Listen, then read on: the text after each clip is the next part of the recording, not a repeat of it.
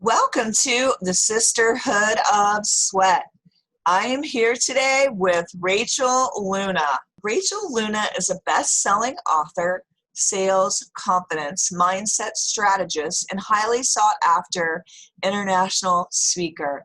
A former U.S. Marine, this 4-foot, 11-inch firecracker has a reputation for inspiring confident action and helping her clients double, triple, and quadruple their income. She is the host of the podcast Real Talk with Rachel Luna, available on iTunes, Google Play, Stitcher, and iHeartRadio, where she dishes on how to gain more clarity and confidence in life and business every Tuesday. Rachel has created numerous courses: the Feel Good Sales Society, Profit Without Products, the Faith Activated Journaling Experience, and the Confident Entrepreneur Academy, to name a few. She hosts live events throughout the year, including Confidence Activated. An international speaker, Rachel has been invited to share her powerful talks all across the globe, from the U.S. to Europe to Japan, and has been featured in the Huffington Post, Forbes, Success Magazine, and Latina Magazine, among many others. If you're looking for sales confidence, mindset mastery, and marketing strategies that will boost your revenue while building your legacy, Rachel Luna is the girl you call. For more free trainings, visit Rachel at www.rachelluna.biz. Wow, you guys, we talked about so much. This was so deep. It was a little heavy in parts, but very healing. I feel like it was so healing in so many ways. We talked about how important it is to name your problem. In order to be able to fix it, you have to call it out. How to ditch the victim mentality, how to recognize if you have it, and stop being a victim so that you can be a victor and be victorious in your life. And she talked also about journaling to be able to accomplish that, forecasting your future the way you want it to be instead of reliving your past and re-traumatizing yourself. It was so good. And we also went on about why it's so important to give yourself permission. She said we were waiting for permission. We need to start giving it to ourselves. And that was a good conversation.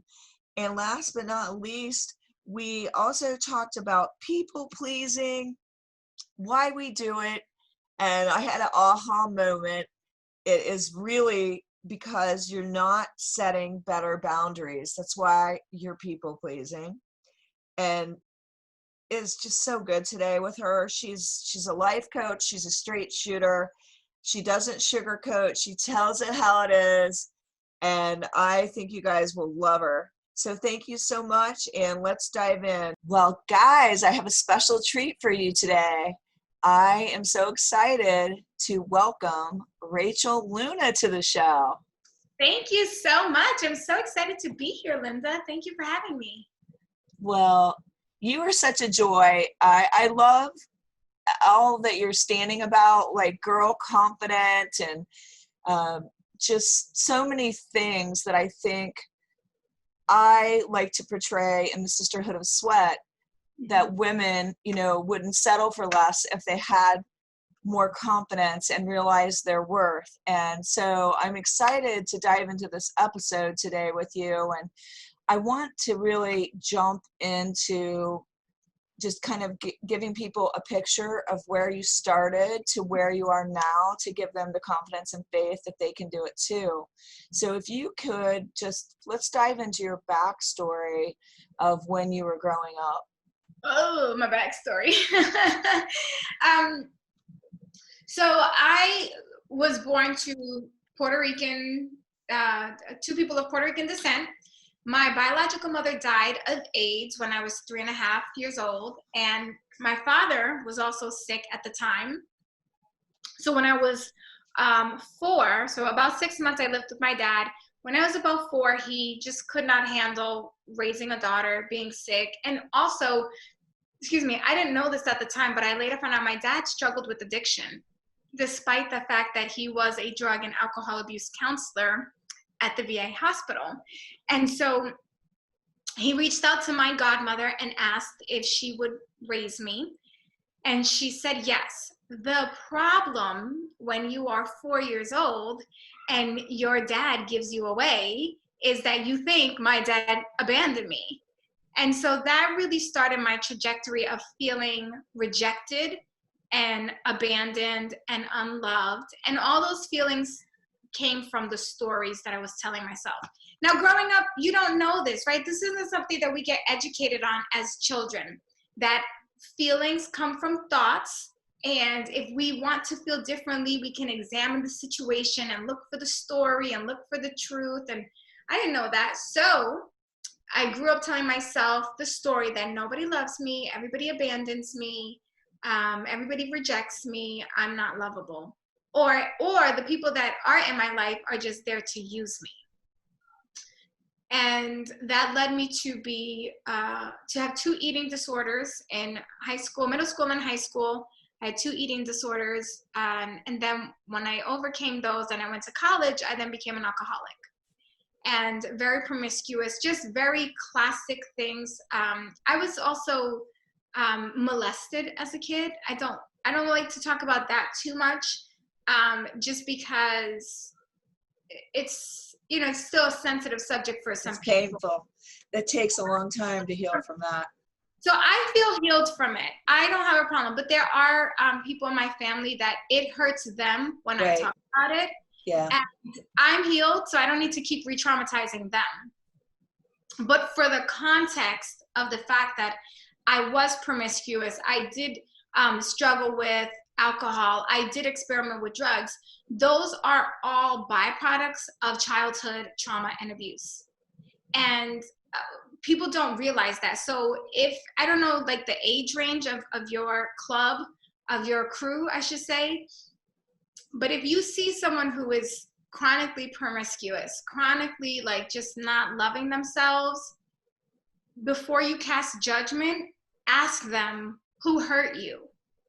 Where does this pain come from? And if you yourself are struggling with feelings of unworthiness or your own disordered eating, just ask yourself, like, where am I still holding on to pain and trauma from the past? If you're someone who you keep saying you want to do stuff, but you're not, you're giving yourself second best always, or fourth best, or no best at all, just ask yourself, what part of my life have I not healed from? Because once you start healing and closing up those wounds, then you get to make that forward momentum. So my father died when I was 19. That sent me into a whole other spiral of things. And I joined the Marine Corps in 1999. I went to Operation Iraqi Freedom, and during Freedom, I went to Iraq in support of those operations in 2003. And then in 2006, I was working for the hospital in Landstuhl, Germany, where we received patients, Marines, sailors, soldiers, airmen that were just, their faces were literally peeled off from fire burns. Their legs were cut off. I mean, I can't tell you all the things that I saw, but I remember working in the hospital, taking care of these service members and dealing with their families and thinking, there's so much more out there. And there's so many people that need help and healing. And I want to be part of that. I want to be part of the healing. I mean, I loved being in the Marine Corps, and I loved knowing that I was part of the team that was defending and fighting. But when a war ends, there's so much work to be done. There's so much healing, and it's not just to clean up, but also to help prevent. So that led me down, you know, the path where I am today, life coaching, and then business coaching and speaking. And here we are. So how did you go from that space of not feeling enough to knowing you're worthy and having confidence? What were the action steps that you took? Okay, the first thing is that you have to be very clear on what your core beliefs are. My core belief is that God exists. My core belief is that Jesus Christ died for my sins. My core belief is that the word of God, the Bible, is true. So if those are my core foundational beliefs. I have other beliefs, but those are my core foundational beliefs. If I believe that, then the Bible says that I'm worthy. And there's so many scriptures to back up the fact that I'm worthy, that I'm loved, that I'm cared for, that, for God so loved the world that he gave his only son, so that I'm that lovable that someone would die for me. I had to really take that in, because if I say that I'm not worthy, then I'm saying that the Bible's not true. I'm saying God is a liar. So then I had to, and by the way, I did this work. Sometimes I'm still doing this work. Like, that story sounds so crazy. Like, every religion has their own thing and da-da-da-da-da. And Linda, I'm not saying that my beliefs are right for everyone. I'm saying this is where I planted my flag. And this is what made the difference for me. So you have to get clear on, what do you believe? And do your beliefs say that you are unworthy?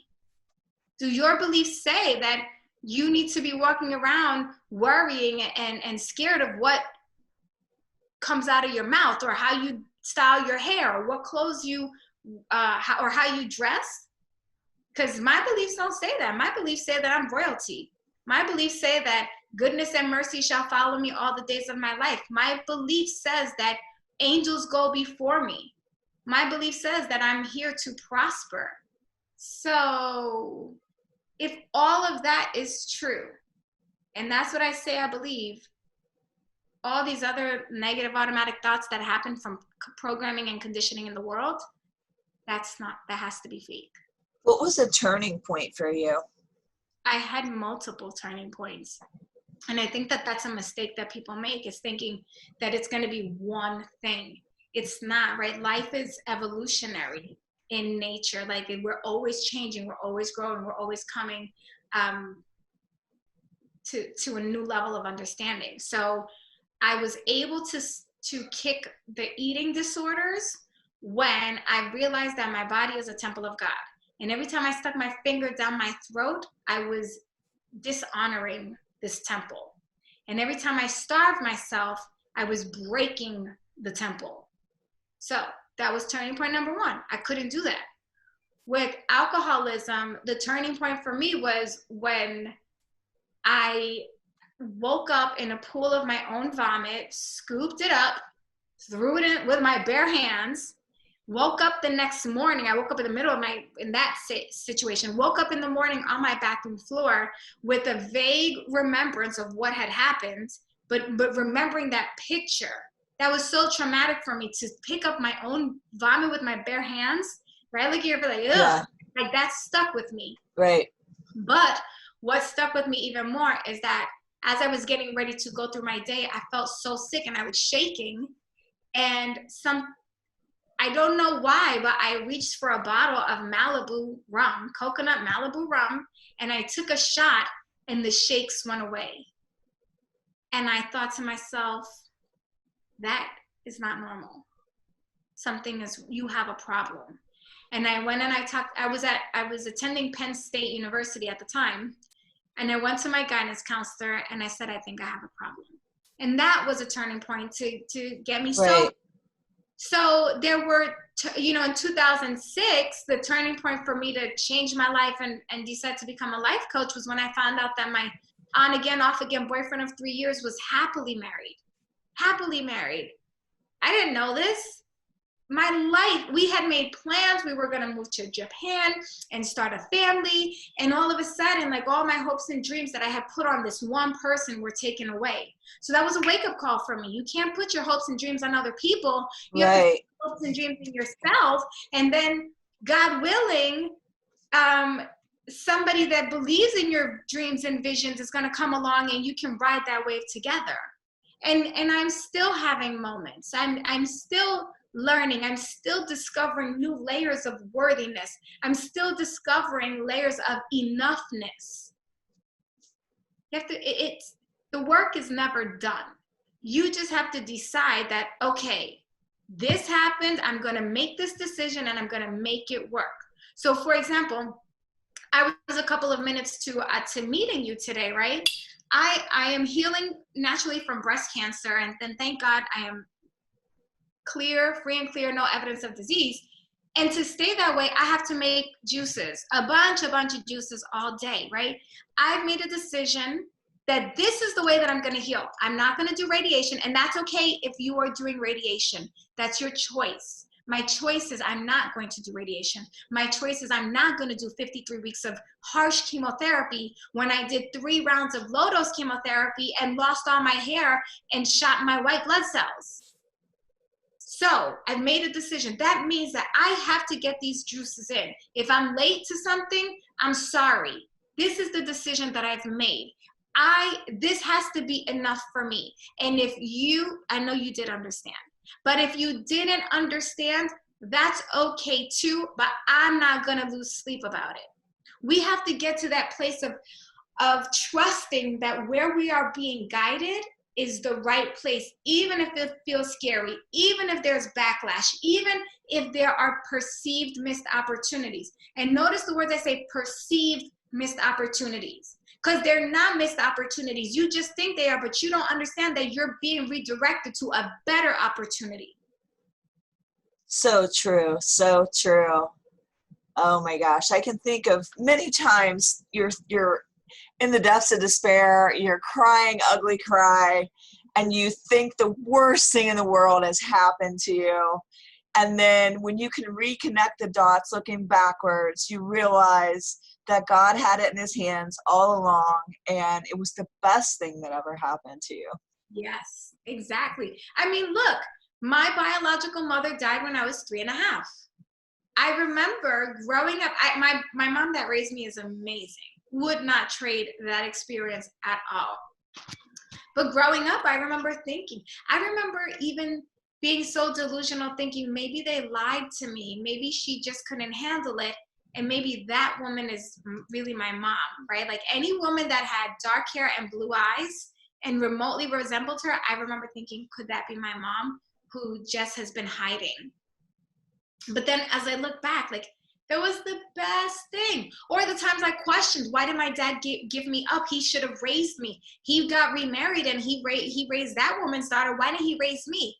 That was what I was asking in the moment. But my God, thank you that he didn't. He lived in the ghetto of the Bronx. He was on food stamps and welfare. Like, I went to private school. I had vacations and dance classes. He could never have given me that. It was the best thing. So what were the habits that you changed moving forward? Because I know when you're in a dire kind of situation like that, and you're having bulimia, you're having alcoholism, you're sleeping with unavailable men. Yes. Like, what were the habits and the thinking that you changed? So the first thing is just what you said, the thinking. Okay, so you have to get very, very aware of your thoughts. Now, at the time, as a 17-year-old, I didn't realize that that's what I was doing, that I was being aware of my thoughts around food. But that's what it was. I was becoming very aware of every time I wanted to binge, I would think, is this helping me or is this hurting me? Is this honoring my temple? And willing to have that conversation, willing to recognize my patterns of impulsivity. That's the key. But really, doesn't it come down to the first thing is you have to acknowledge that there's a problem. Yeah, if you don't acknowledge your problem, you can't fix it. Can't fix it. So I acknowledged it first, then I became very aware of my thought patterns. Then I was, it's interesting because I knew that I wanted change. And I was willing to be uncomfortable in that season. And then I'm trying to think of other habits it was so much consciousness, staying present and questioning myself. Why am I doing this? Why do I want to do this? What will happen if I do this? What will happen if I don't? I remember at one point, the bulimia was so bad, I was scared. I was afraid that that was going to be my last day alive, that I was going to put my fingers down my throat one more time and my esophagus was going to burst. And so I just had to ask myself every time the thought would come up, or even, do you want to die today? Because it's serious. Like, that's how dire it is. Right. With, even in business, right? Like, sometimes I do just want to Netflix and chill. I love to just lay around and do nothing. But I actually stop and I ask myself, like, okay, do I really need this? Or am I just being lazy? You have to be willing to call yourself out. I was playing a victim for so long. Well, my parents died. My dad abandoned me. I had eating disorders. This guy raped me, which did happen. This guy raped me and no one did anything, which is true. I went to the cops and nobody did anything. So I was just holding on to these victim stories. And I finally just had to say, like, look, enough. I went to a therapist, actually, who told me to stop being a victim. And I remember leaving her office thinking, like, you don't know me. You don't know what I've been through. Screw you. I'm never coming back to you.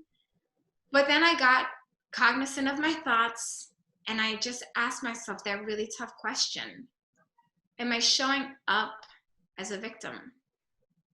And it was like, yeah, 100%.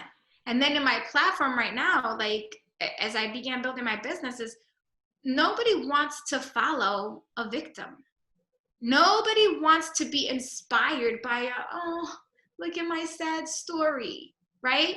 Nobody wants to see that.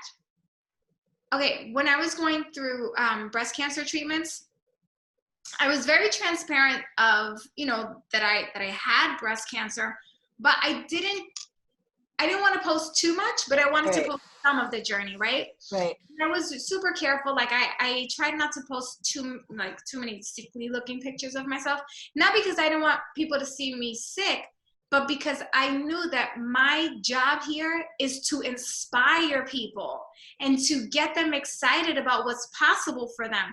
They can't be excited about what's possible for them if they're busy feeling bad for me. But I shared one picture or one video of me getting a treatment that caused a lot of adverse responses. And I said to them, I said, this is part of the journey. Don't worry about me. I'm okay. It's just too many of you are asking me. But guess what? I got so many messages of, that was so hard to watch, Rachel. That was so hard to watch. I'm so sad. And after that, even though people were asking me, I made the commitment that I was never going to publicly share a picture or a video of me in a really dire situation, in a state of being a victim or helpless or patient, because it wasn't empowering for them. And all it did was make them feel bad and lower their energy and frequency. Now, if people slide in my DMs and like, I want to see it anyway, I'll send it to you. But we have to be aware of, like, what is my mission? Now, here's the thing. There are some people that is their mission, to show those scary stories, because, they're telling the perspective of, this is what treatment does, and we need to fund, we need more funding, or we need more doctors, or we need whatever. There's a reason other than just look at me. And I think that that's what happens. Like, we're so caught up in this see me, hear me, that we're not showing up leaders. I think it makes you more relatable. Like, I think people need to see your journey because it makes you relatable, and there may be people out there going through the same kind of thing, and it might give them strength. I do share. There are, like, if I'm having, so I get these things called healing reactions, where I cry uncontrollably for no reason. And I'll turn on my camera and I'll be like, I'm crying. It's okay to cry, guys. Like, and I'll be shaking and the whole thing. But I always tell them, like, I'm showing you this because I'm giving you permission to give yourself permission to cry, right? But there has to always be, if you're going to show the vulnerability, show them how to leverage your vulnerability so that they can own their own vulnerability so that they can move forward. There's such a difference between being a victim and being an example and an advocate. You said so many things that I want to tackle. One of them is, why do we need to give ourselves permission? Well, because most people are waiting for permission. Exactly. I don't know. And listen, right now at the time of this recording, we are in such a heightened state here in the United States. Oh my gosh, yeah. Matter. And I cannot tell you how many white women in particular have said to me, I don't know what to say. I'm afraid I'm going to say the wrong thing. I feel like I'm not allowed to say how I'm feeling. And they're waiting for permission to speak up. So if you are any color but white, or even a person of color, if you are any color other than Black listening right now, speak up for Black lives. Even if you get it wrong, take a stand. When they correct you, just say, I'm sorry. I did it wrong. I will rephrase. I'm here for you. I did it wrong. Like, just own it and keep it moving. But everybody's waiting for permission. You got to give yourself permission to go out and say what you have to say. Give yourself permission to fail. Give yourself permission to get it wrong. Give yourself permission to look foolish. Give yourself permission to lose friends. Sometimes even family members. Like, you were here, put on this planet for a purpose, for a reason. Some people in your life right now cannot go where you are destined to go. Let them go. Let them go. You'll be all right. Other people will take their place. Won't be the same, but it will be better. I think some people have that fear of leaving others behind because they know it's a reality if they go where they're supposed to go. Yeah, and that's not your responsibility to bring everybody with you. Bring the people that are raising their hands to say, I want to go there. Great. They can come. It's not that you're leaving them behind and you're never going to be there for them. It's just that the dynamic of the relationship is going to change. And you have to be strong enough and brave enough and willing enough to let it happen, to let the dynamic change. Because you don't have to change your behavior with them. You can keep reaching out and texting and calling, and they may not call back. They may not text. But if it makes you feel better at night to say, at least I reached out, then reach out. If it's hurting you to reach out and they're not responding, then just disengage. How do people stop the people pleasing in order to move forward into their dreams? Because I feel like myself and other people that I know are raised in this good girl mentality of always putting other people's needs before our own. So you're stuck in this whole framework of people pleasing. How do you step out of that? Well, first you have to figure out, why are you pleasing the people? Why is that part of your programming and your DNA? That awareness again. Some people are people pleasers because they are looking for the love and approval of a particular parent or a caregiver throughout their childhood. Maybe they are people pleasing because they're afraid of being rejected. Maybe they're, and whose rejection are you afraid of? So you have to have that awareness. And then from there, ask yourself, is this still true for me? Am I still worried that my mom is not going to accept me, or that my dad isn't going to love me, or, that my boss is going to fire me? Are these fears and thoughts and beliefs and feelings, are they true? If they're not, then it's like, okay, it's not true. So it's safe for me to not please them. It's safe for me to have boundaries. Okay. People pleasing is also a byproduct of no boundaries or flexible boundaries, which really is not a boundary at all, right? If you said, these are my boundaries, but then I come in and I ask you to flex on them, and you do, then right there, you've told me you actually don't have boundaries. Oh, yeah. Okay. Yeah. So that makes so much sense to dial that back and realize that what the people pleasing, I mean, I had some aha moments sitting there, what the people pleasing's all about, and that it does come from the fact of, I could go back to the time we were talking about earlier when I was 8 and molested, and I told, and nothing happened, nothing was done. And I can look back to that time and realize that's when I was learning no Complacent. boundaries, people pleasing, being quiet about it, not upsetting others about it. Mhm. Yeah. So that makes so much sense to me. Well, I'm so sorry that you experienced that. And I'm so happy that you are doing work like this and evolving through it. Right, right. I think bad stuff can happen to all of us, but it's really what we do about it that makes all the difference. Just like when you were talking about having a victim mentality. Mhm. Um, I also was in an abusive marriage physically, and so getting out of that, you have to learn, do you want to sit and feel sorry for yourself about what happened, or do you want to go on and create a news story and have a great life and help other people to escape their bad situations? Yeah, I agree 100%. It's really asking yourself the tough questions, letting yourself have an honest dialogue with yourself. It's scary, but necessary.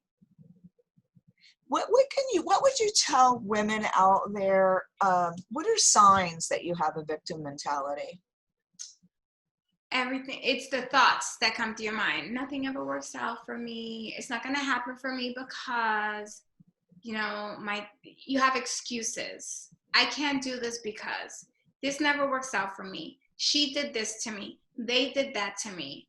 It's not my fault. It's not my fault is a big one. It's not my fault. No, but you don't understand.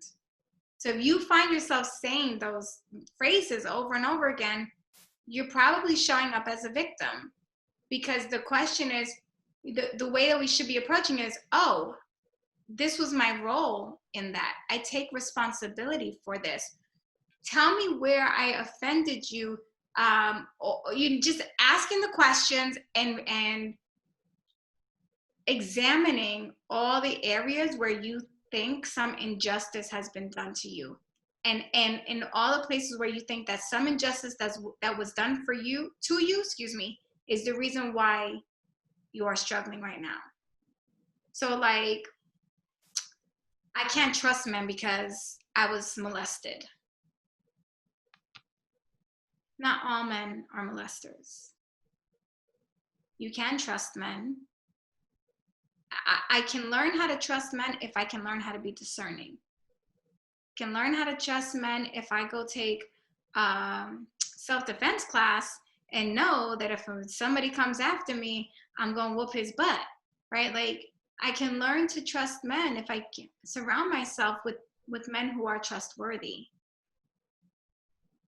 Not all men are bad. Not all, like, it's just this awareness. And by the way, I'm not trying to minimize anybody's trauma.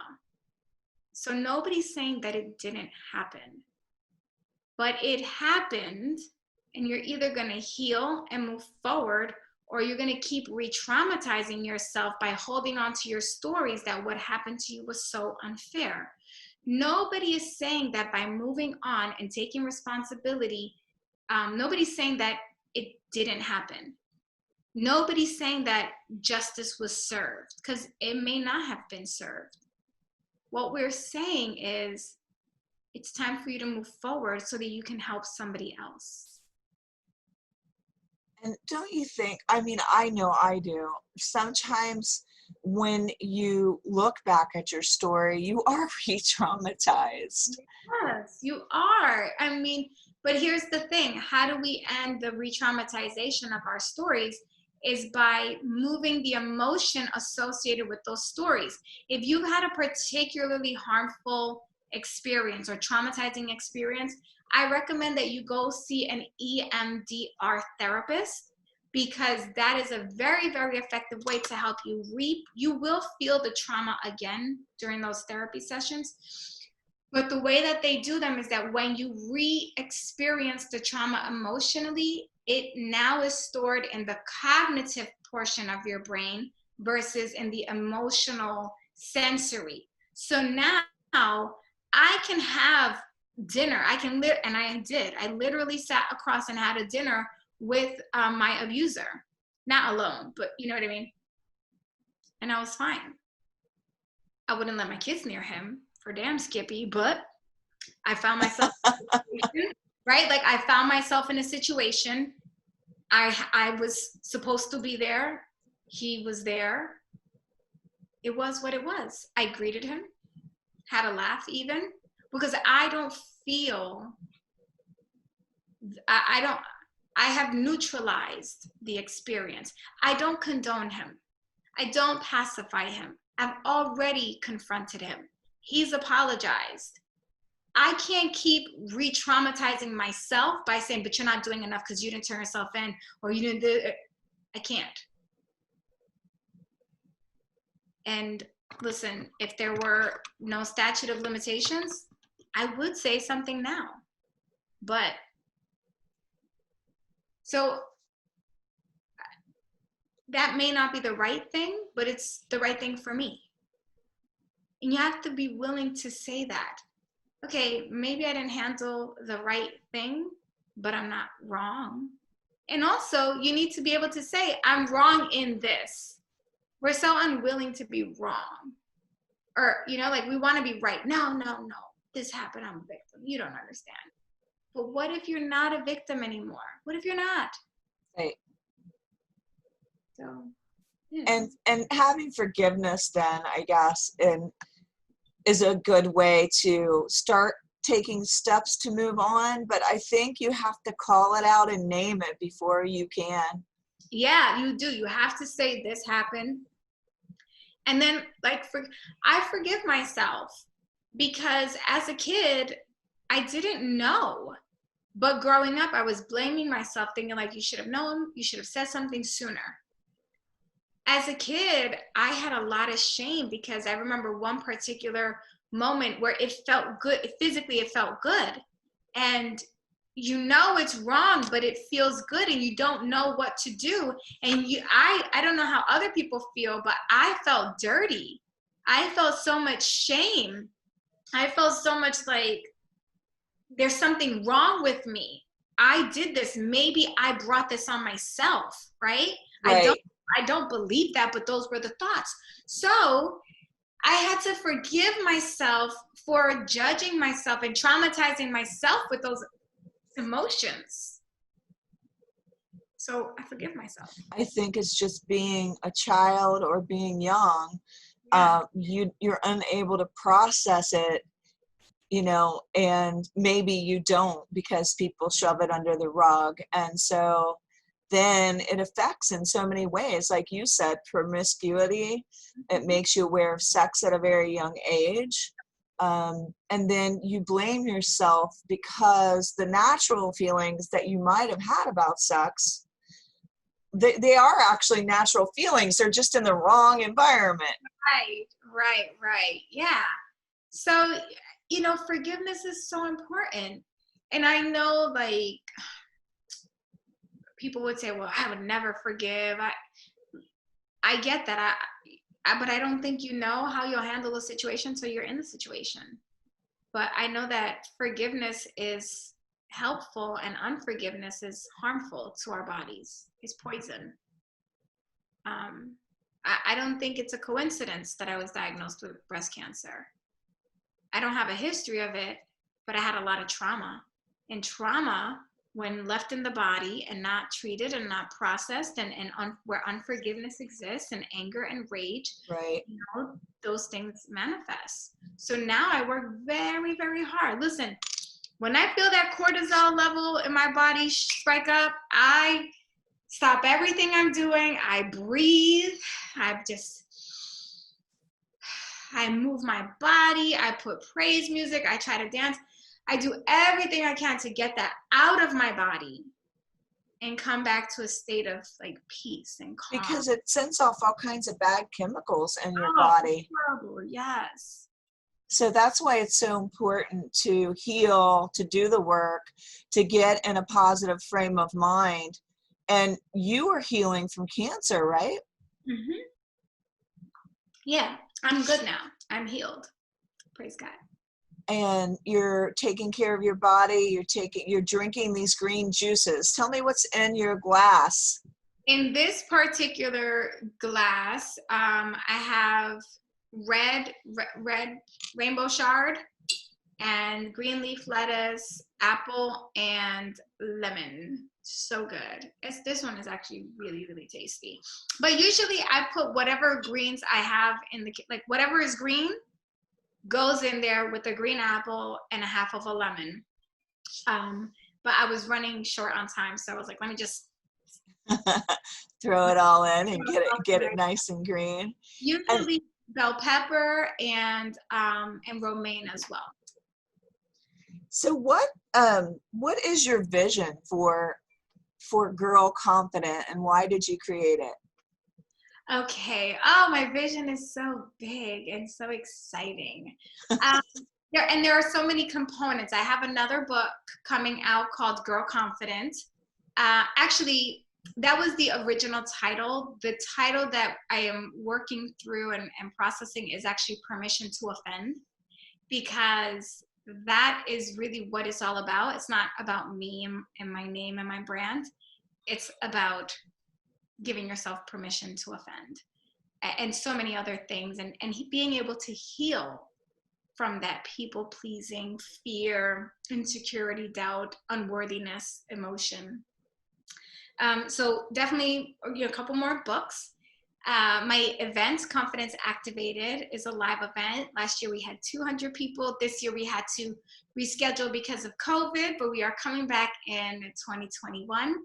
So I have a great vision for that, of continuing to bring live events to people, even though people are scared of being together in a room now, but hopefully that will change as the world gets healthier.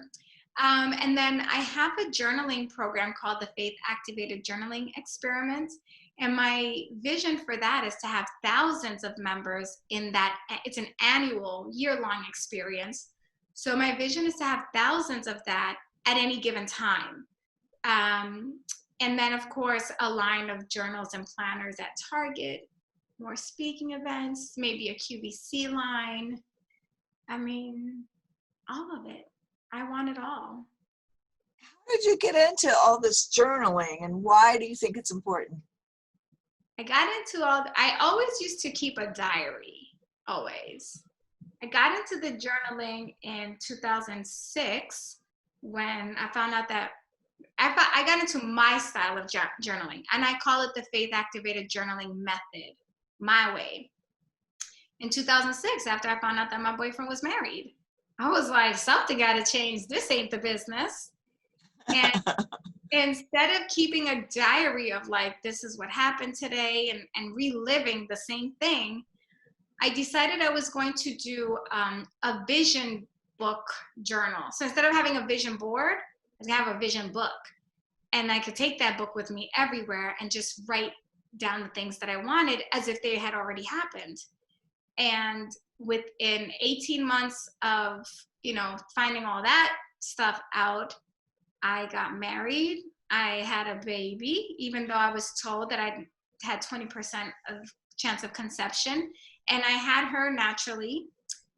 And here we are, 11 years later, I'm still married to the same man. I have 2 beautiful daughters, even though I had several miscarriages. And, it feels like my life has always been a miracle. Like, my life is a miracle.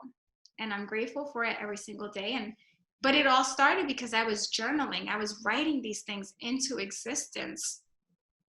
And I began to see that everything I wrote started coming true. And I was like, I'm onto something here. And then the journaling experience began 3 years ago as an experiment. And God laid it on my heart to offer this, because I'm very good at asking questions and writing these journal prompts. And people would come to me for this, just like randomly, like, hey, can you help me? And I send like, here, ask yourself these 5 questions, and that will help. And I remember when God put the vision on my heart, I was like, nope, no. I teach sales, I teach marketing, I teach sales confidence. I am not a journal girl. I'm not Erin Condren or the passion purpose planner person, or, you know, like, I'm not those. You know, I'm doing something on a whole other level. But I really believe that when you ask God for a vision, or when you ask him for direction, when he gives it to you, you better be freaking obedient. And I was obedient, and 108 people joined that first week. And 3 years later, we still have several members from the first year that have renewed every single year. And now we have about 200 members in this year alone. And they're manifesting. They're bringing so much to life. And I just love it. I love that I've been able to provide this tool and this resource for women and men, because we have had men in the group, but women and men, to be able to create their future and to experience those mindset shifts and those breakthroughs and those feelings of worthiness and love and confidence and get it done, you know? So that's how it happened. I love what you said about not reliving, and also writing it down, and like, it's almost like you're forecasting in a way. You're speaking into existence what it is you really want, and not it's your focus. You're focusing on what you want instead of what already happened or what you don't want. Right, exactly. Because if you focus on what already happened, more of that is going to happen. But if you focus on what you want to happen, then that's what you're going to call in. That's where, on a subconscious level, you're going to start looking to take those actions. Love that so much. This has been so good today. I love everything you had to say. And she started off with her healthy green juice, and then we had a healthy healing talk. Mm-hmm. So good. That's what I'm here to do. I'm here to help heal. So good. And you're a life coach. Yes. And you've been doing that how long? Almost 10 years. 10 years. This will be 10 years. And I love it because you're a truth teller. And the very first time I ever heard you, you actually scared me a little bit, because I was like, this chick does not mince words. She is like going straight for it. And it was so strong. Wait, where was I? What was I saying? Oh my God. I'm trying to remember exactly what you said. Where was I? I feel like you were talking on a podcast. I think it might have been, have you been on Patrice's podcast? I think it might have been on hers, but you were like shooting straight from the hip, and like, you were like, I don't mince words, and if you want to do this, then you've got to, you know, you were like really telling it. And I was like, whoa, this chick is strong. Well, look, it's just that life is better when we just are very honest with each other, and when we allow ourselves to have hard conversations. But I like it. If we would just have the hard conversation up front, right, it would save us so much time. Well, I like people that are what they say they are, and they're upfront, and they don't beat around the bush, because then you know there is no bush. You know that they're being straight shooters with you. I don't think that there's a single person on the planet that says, oh, I love fake people. I just want to be around fake. No one says that. Everyone loves, wants, and respects a straight shooter until the straight shooter says something to them that they didn't want to hear. And everyone wants to be a straight shooter. They think that they live that their Right. life being a straight Right. shooter until they have to say something that they're afraid is going to be judged or rejected or ridiculed or made fun of. Then all of a sudden, they don't want to be real, but they don't want to admit that they're being. Because we're worrying still about what everybody thinks and what, how it's going to affect us. Sometimes you've just gotta go for it and get out of your head, right? You just got to be willing to be wrong. I'm Love it. always willing to be wrong. I love it. So many good things. Where can everybody reach you and get your book on social media? Definitely go to www.girlconfident.com, and you can follow me on Instagram at girlconfident. Thank you so much, Rachel. Thank you for being real and not fake, a straight shooter that I feel is helping so many people out there to heal. Thank you. Oh, and you can listen to my podcast, Real Talk with Rachel Luna. And it is real, you guys. Real, not fake. Thank you so much for having me. Thank you so much. Thanks, everybody, for listening to the Sisterhood of Soul.